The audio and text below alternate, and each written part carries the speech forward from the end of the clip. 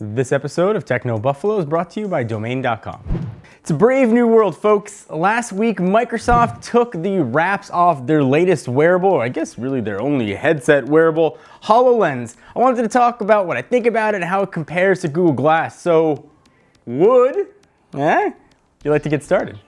So in case you've been living under a tech rock, or I don't know, maybe you just didn't have any interest, Microsoft last week unveiled something called HoloLens. And what HoloLens essentially is, it is a wearable headset that is a full standalone computer. You don't have to tether it, you don't have to need a separate PC, or don't need a smartphone attachment that essentially projects holograms. And we're not just talking like old school holograms that you used to see on like the Virtual Boy type stuff. We're talking like real deal, help me Obi-Wan, you're our only hope type holograms. And the opportunity for this, I think, could really be incredible. And of course, when I saw HoloLens, I immediately thought about Google Glass.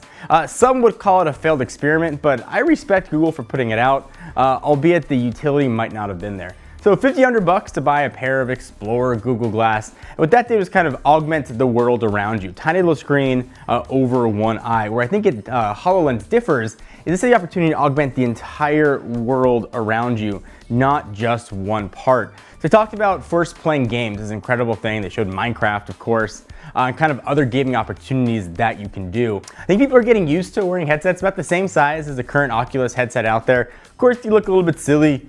But I think the opportunities for what this can do are really incredible. So hear me out before you judge it. First, if you have opinions about Microsoft, push those aside and judge the product on its own merits. First, I do not think this is going to be vaporware, but until you can buy one in the stores, developers get their hands on it, that has yet to be seen. So I think there can be a couple of things that could be really neat with this. First, education.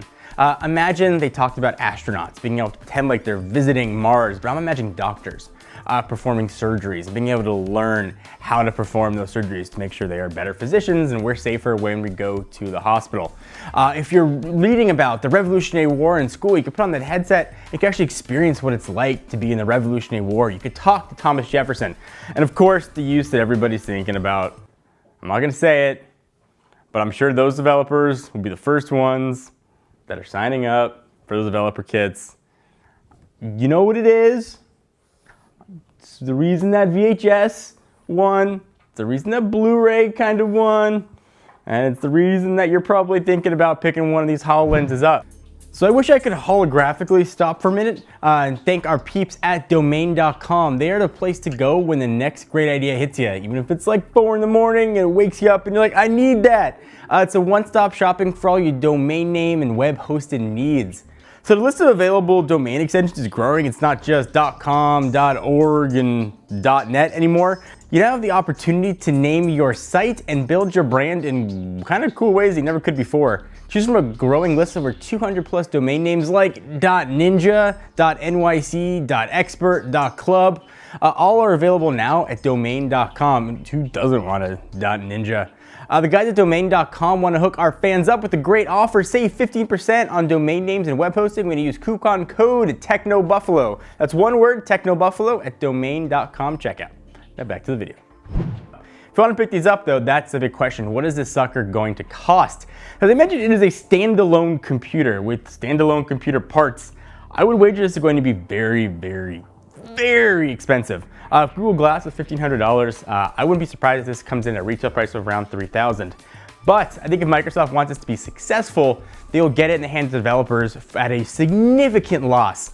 $1,000, $500, whatever that might be. The more developers get access to the technology, the more use it's going to be. The easier it is to justify spending what I think is going to be an exorbitant consumer price here.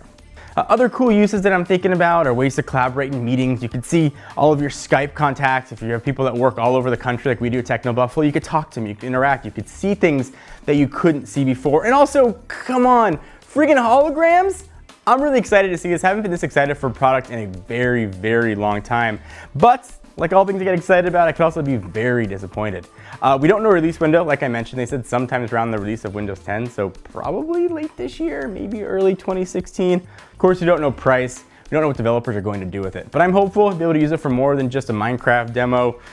See some Microsoft execs pretend to move around and build a quadcopter. I'm looking forward to it. Are you looking forward to it? Were you burned by Google Glass? Now you're like, wearables on my head, I don't care about. I want to hear your thoughts, sir or madam. Leave them in the comments right down below. Till next time, Jon R from Techno Buffalo. See you guys next video. Thank you guys for watching. Hope you enjoyed. We love making tech videos here. If you like watching them as much as we love making them and just enjoy playing with the latest consumer electronics gear, check us out. Hit the big subscribe button. We got new videos coming out almost every single day. We also have a channel on Twitch where we play games, sometimes not so well, at twitch.tv/technobuffalo.